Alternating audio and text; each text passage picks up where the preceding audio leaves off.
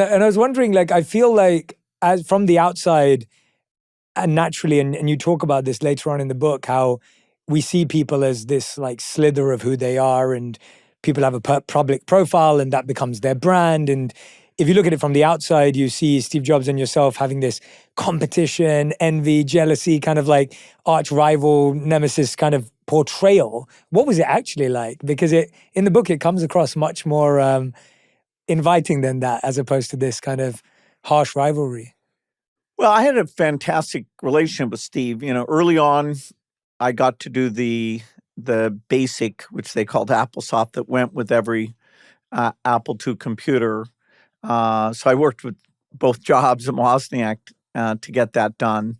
Then later, as Steve has a kind of small group inside Apple doing the Macintosh, he invited Microsoft to write application software, a spreadsheet word processor for it. And so we actually had as many people as they did, and we worked very closely on that project. And he and I loved the fact that, that ended up being a key Apple product.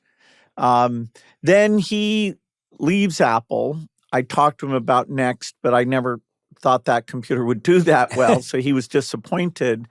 But then when he goes back, and it's unbelievable what a great job he did, because Apple went from being on the way to dying to being the world's most valuable company. And Steve had really matured, and was something. And we helped write software for that.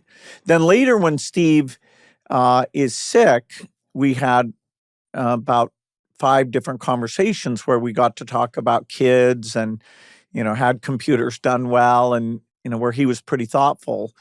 It's amazing to me that Steve, his skill set and mine, other than, madman, leader, drawing people in, but his taste in design and user interface, and even his intuition about people, he was just genius in a way you can't explain.